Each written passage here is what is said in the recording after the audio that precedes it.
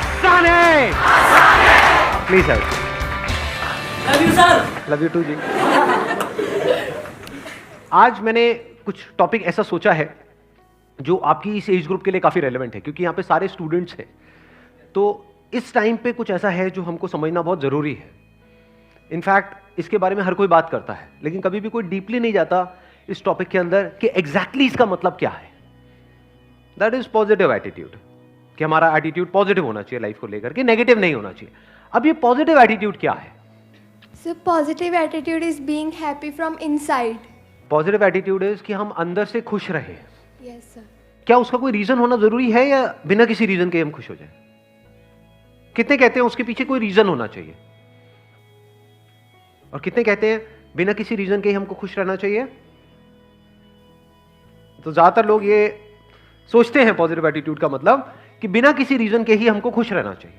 तो इसका मतलब हमें कुछ भी ढंग का करने की जरूरत क्यों है? फॉर एग्जाम्पल, आप फिजिकली लेजी हो, फिजिकली वीक हो, लेकिन अंदर से खुश हो, वो बेटर है? या फिर आप जिम गए, वर्कआउट किया, या किसी भी तरह का कोई वर्कआउट किया, फिर खुश हो, वो बेटर है? हाँ, एक है, मान लो अभी आप स्टूडेंट हो, तो अभी सबसे जरूरी क्या है आप लोगों के लिए? पढ़ना, ठीक है। तो एक है बिना पढ़े आप खुश हो, तो कोई पढ़ेगा क्यों?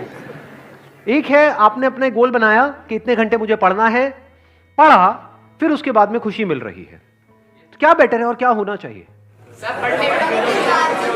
पढ़ने के बाद में अगर हमको खुशी मिले तो that is much better than कि बिना पढ़े ही हमको खुशी मिल जाए। This positive attitude must always be with a reason, क्योंकि अगर रीजन होगा तो वो पॉजिटिव एटीट्यूड टिकेगा। बिना किसी रीजन के आप पॉजिटिव होते चले जाओगे तो वो नहीं टिकेगा। इनको माइक दे दो।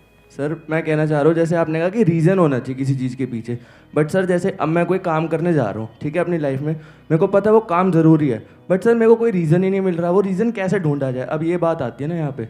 अरे अभी आपने कहा कि मैं एक काम करने जा रहा हूँ जो काम करना जरूरी है, तो ये जो काम करना जरूरी है वही तो रीजन है। सर बट उसके पीछे का ना कोई लॉजिक नहीं मिल रहा, मैं वो क्यों कर रहा हूँ? नहीं, उसके पीछे की जरूरत क्या है? अगर कोई काम करना जरूरी है, फॉर एग्जाम्पल भूख लगी है तो खाना खाना जरूरी है, प्यास लगी है तो पानी पीना जरूरी है, वो अपने आप में रीजन है।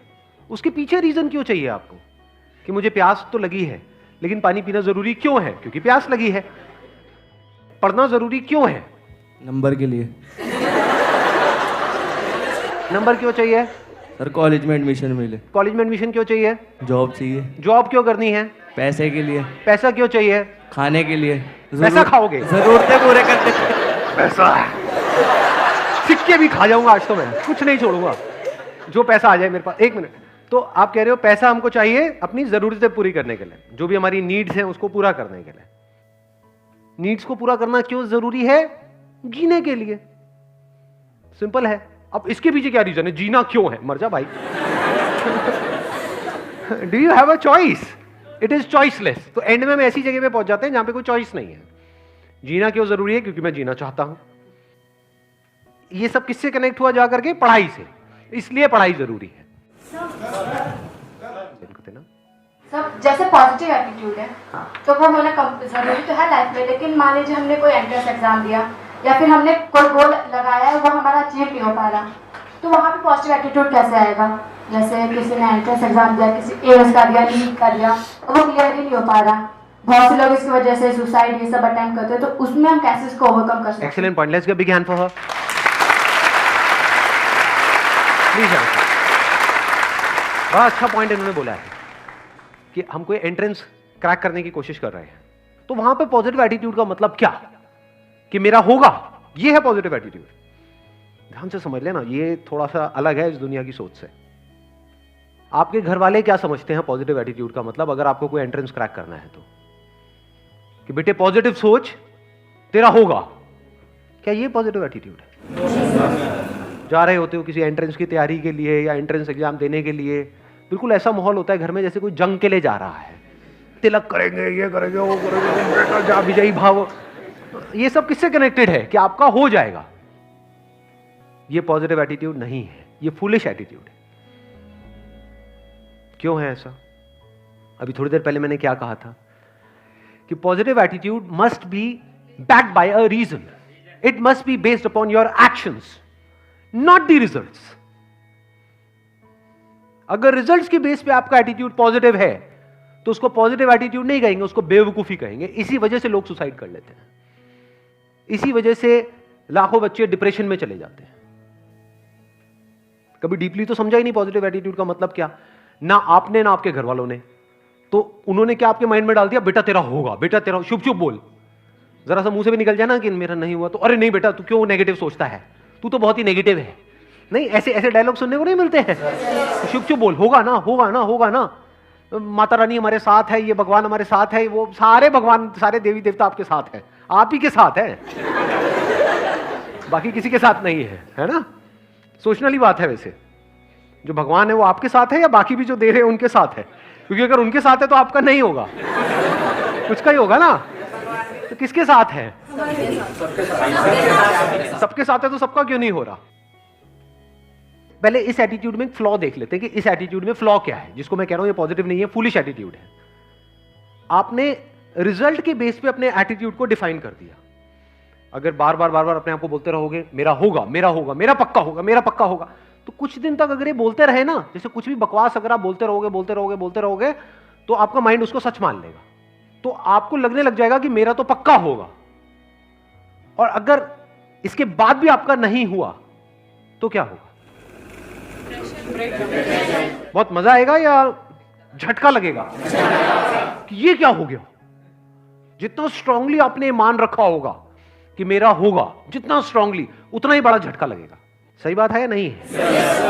मतलब स्ट्रांगली मानने का मतलब क्या है? जितनी बड़ी एक्सपेक्टेशन उतना ही बड़ा झटका, जब वो एक्सपेक्टेशन पूरी नहीं होती, उतना ही बड़े लेवल पे आपका दिल टूटेगा, उतना ही आपको बुरा लगेगा। अब यहां पे क्या किया जाए, क्योंकि जो होना है या नहीं होना है, क्या वो आपके हाथ में है? क्यों नहीं है आपके हाथ में? आप कहते रहे हो नो सर, क्यों नहीं है आपके हाथ में? जैसे कुछ चीजें हैं जो हमारे हाथ में है। फॉर एग्जाम्पल यहां पर एक बॉटल पड़ी है, इस बॉटल को मैंने उठाना है, क्या ये मेरे हाथ में है या नहीं है? कितना मेरे हाथ में है? मतलब इज इट 1%, 2%? 100%। गया, बॉटल को उठाया, काम खत्म हुआ। मैं कह रहा हूं एंट्रेंस में होना ना होना आपके हाथ में नहीं है। क्यों नहीं है? सीट लिमिटेड है, क्योंकि आप अकेले नहीं हो ना। सोचो इसी बॉटल को उठाने के पीछे कंपटीशन होता। यहां पर अभी मैंने अकेले ने उठाया, लेकिन मैं आपके बीच में कंपटीशन करा दूं, जो भी आकर के सबसे पहले इस बॉटल को उठाएगा और अगले 5 मिनट बाद भी जिसके हाथ में बॉटल होगी उसको 1 लाख रुपए मिलेगा। बोतल तो बचेगी, आप नहीं बचोगे। बिल्कुल इसी तरह से होता है जब हम कंपटीशन में अपना जो एटीट्यूड है या अपनी जो पॉजिटिविटी है वो डिफाइन कर देते हैं according to the result. Positive attitude must be based upon your actions. Actions में क्या क्या आ गया? जो भी एक्शंस आपने पास्ट में लिए हैं या अभी प्रेजेंट में ले रहे हो या फ्यूचर में लेने वाले हो। It must not be based upon results. क्यों it must not be based upon results? क्योंकि एक्सपेक्टेशंस बहुत ज्यादा बढ़ जाती हैं, और जब वो एक्सपेक्टेशंस पूरी नहीं होती है तो नंबर 1 हम पूरी तरह से टूट जाते हैं। और जब एक्सपेक्टेशंस इतनी ज्यादा बढ़ जाती है तो उसकी वजह से डर भी उसी लेवल पे बढ़ जाता है, और ज्यादा डर करके आप किसी काम को करते हो तो आप नहीं कर पाते हो। लेकिन अगर आपके एक्शन 100% हो, जो भी सक्सेसफुल होने के लिए आपको जिस लेवल के एक्शंस लेने पड़ेंगे, एक्शंस अगर 100% हो, एक्सपेक्टेशन 0% हो, तब क्या चांसेस हैं आपके सक्सेसफुल होने के? ऑलमोस्ट 100%। इसलिए मैं कह रहा हूं कि attitude and positivity and this positive thinking, positive attitude must be based upon your actions. अपने एक्शंस को ऑब्जर्व करना है, अपनी स्ट्रेंथ्स को ऑब्जर्व करना है, उसके बेस पे डिसीजंस लेने हैं। उसके बेस पे अगर आपके अंदर एटीट्यूड है तो वो अच्छा है। सर ये चीज भी डिपेंड करेगी कि हम कितने स्मार्ट हैं, कितनी जल्दी चीजों को सीखते हैं, समझ सकते हैं। हाँ, that is what I am saying. ये स्मार्ट वर्क की ही मैं बात कर रहा हूं, हार्ड वर्क की तो मैं बात ही नहीं कर रहा। बिकॉज ज्यादा पढ़ने से कुछ नहीं होता है किसी एंट्रेंस को क्रैक करने के लिए। जिन्होंने पास में जिस तरीके से किया है उसको समझ करके सही ट्रैक पे जा करके अगर हम सही से तैयारी करें तब उसकी क्रैक करने की पॉसिबिलिटीज बढ़ जाती है। But all I am saying is कि आप अकेले नहीं हो जो स्मार्ट वर्क करने वाले हो। आपके जैसे और भी लोग हैं, बट ऐसे कितने होंगे? 80-20 का सिंपल सा रूल चलता है लाइफ में। कहीं भी आप कुछ भी करोगे उसमें 80-20 का सिंपल रूल निकल करके आ जाएगा। तो ये मान लेते हैं कि चलो ये 10 लाख लोग हैं, 80-20 रूल को अगर हम यहां पर लगाएं और कुछ कैलकुलेशंस करें तो क्या निकल करके आ रहा है कि 10 लाख में से 20% ही है जो एक्चुअल में सीरियस है उसको लेकर के, उस एंट्रेंस को लेकर के। बाकी 8 लाख लोग हैं जो टाइम पास के लिए भर रहे हैं। तो आप अगर सीरियस हो तो आप किस में आ गए? अब यहां पर क्या आप इन्हें एक्सपेक्टेशंस के बेस पे कैलकुलेशंस कर रहे हो या एक्शंस के बेस पे? आप सीरियस हो इसका मतलब क्या? आपके एक्शंस कह रहे हैं कि आप सीरियस हो। तो आप किस में आ गए? 2 लाख में आ गए। 2 लाख में से भी 20% लोग ऐसे हैं जिनके अंदर एक्चुअल में कैपेबिलिटी है उसको क्रैक करने की। 80% लोग हैं जो सीरियस तो बहुत है, बहुत ज्यादा सीरियस है, जिनको एक्सपेक्टेशंस पूरी है लेकिन उनमें कैपेबिलिटी ही नहीं है। जैसे फॉर एग्जांपल कोई रेस है, मैं आपसे पूछता हूं इस रेस को जीतने की कैपेबिलिटी है आप में या नहीं है? सारे बोल देंगे हाँ है। जब भागेंगे तब पता लगेगा कि किसमें कितना दम है कि नहीं? Because that is a competition. जब भी आप कॉम्पिटिशन में जा रहे हो तो आपको एनालिसिस करना होता है कि मेरी कैपेबिलिटी क्या है in comparison to other people. That is called competition.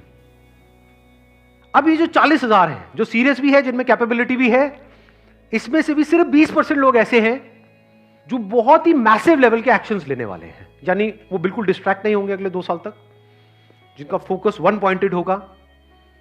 समझ गए? वो सीरियस भी है इसको क्रैक करने को लेकर के, कैपेबिलिटी भी है और एक्शन भी उसके लेवल का लेने के लिए वो तैयार हैं, जिस लेवल का एक्शन जरूरी है उसको क्रैक करने के लिए। सिर्फ बातों से नहीं होगा, सोचने से नहीं होगा, बहुत कुछ करना पड़ेगा, बहुत सारे सैक्रिफाइसेस देने पड़ेंगे, बहुत दिमाग लगाना होगा।